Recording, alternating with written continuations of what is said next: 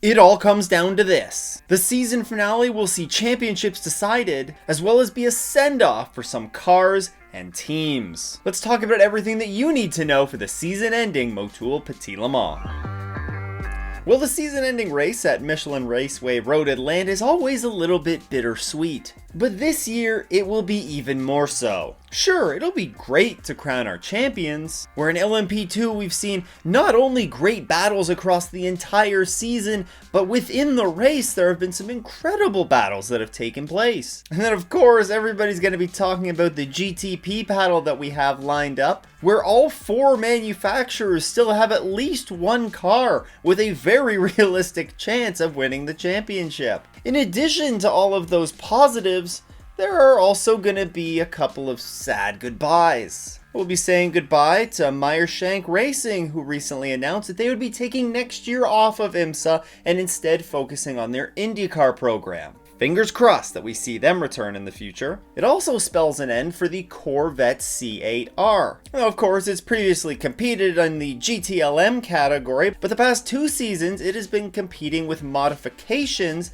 in the GTD Pro class. With Corvette's new car taking to the grid next year, this will be the last race for that car that holds a special spot in a lot of people's hearts. And frankly, love him or hate him, this is also the last race for the LMP3 class in the WeatherTech Championship. Say what you will about the class, but this class really provided a nice boost to the grid when IMSA frankly needed it most. And you know what? I'm not gonna miss some of these incidents that we've seen from the class, but there has been some really good racing that has come out of this class in recent years, and those cars are honestly one of the best sounding on the current IMSA grid. Yeah, there's a lot going on, and there's a lot of storylines to follow, but let's kick off this season finale with a little bit of BOP talk. Interestingly enough, the BOP for the GTP class was actually released prior to last round out at Indianapolis. And in that BOP release, there's not really too much to talk about. There's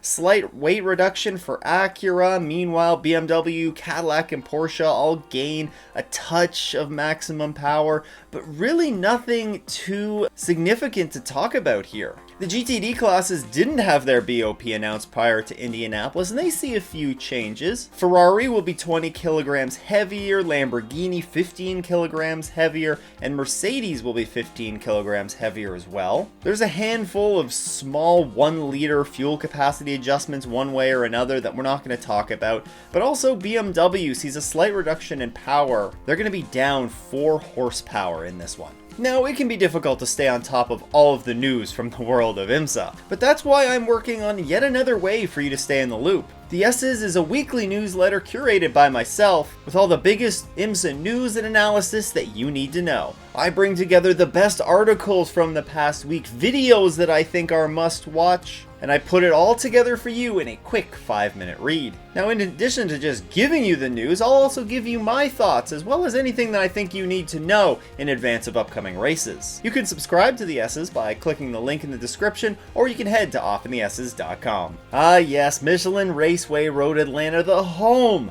of Motul Petit Le Mans. The 2.54 mile, 12-turn circuit is located in Braselton, Georgia, about 45 minutes northeast of Atlanta. And Petit Le Mans has been on the schedule for a little while, having first been contested in 1998, and since then has become one of the premier endurance races in the world. This year we're going to see 54 cars take to the track, which is an increase from the 48 that we saw last year, and they're going to be spread across 5 classes with 10 in GTP, which is an increase of 3 from the DPI numbers we had last year. LMP2 will feature 9, an increase of 2 entries. LMP3 will see 8 cars take to the track. That's actually 3 fewer than we saw here last year. GTD Pro will see 8 competitors on track, an increase of 1. And finally, GTD will see 19 cars on track, which is an increase of 3 from last year. Now, included in these entries, there's some notable drivers that are taking to the grid. Scott Dixon joins the 01 Cadillac. Jenson Button will race with JDC Miller Motorsports. Helio Castroneves will join the number 60 Meyershank Racing Acura. And this year's Indianapolis 500 winner Joseph Newgarden joins the number 7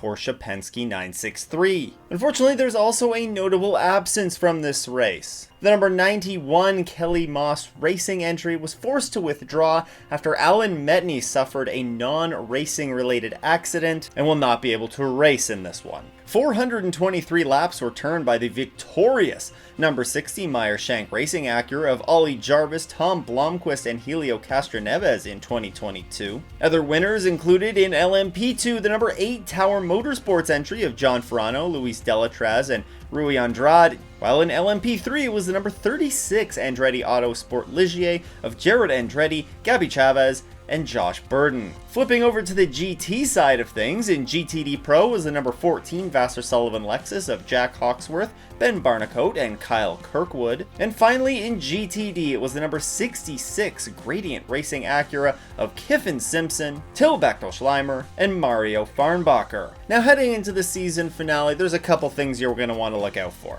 The first being some late race chaos. In previous seasons, we've seen the race come down to the final hour of this one with some chaotic passing attempts, contact with cars in other classes, and some championship deciding moves, so you do not want to tune out of this one early. Cold tires are also going to play a massive part in this, as when the sun goes down, it's that much more difficult to get temperature in the tires. And kind of going hand in hand with that is just how cars' performance changes as it transitions from daytime to nighttime. A car that might be performing really well during the day might all of a sudden kind of go to sleep at night, whereas a car that was maybe struggling at times during the heat of the day will all of a sudden come alive in the cooler nighttime conditions. That ties in very nicely with my picks, because in GTP, I'm going to be going with the number 31 Action Express Racing Cadillac. I spoke about it in a recent episode. I think the Cadillacs might just perform a little bit better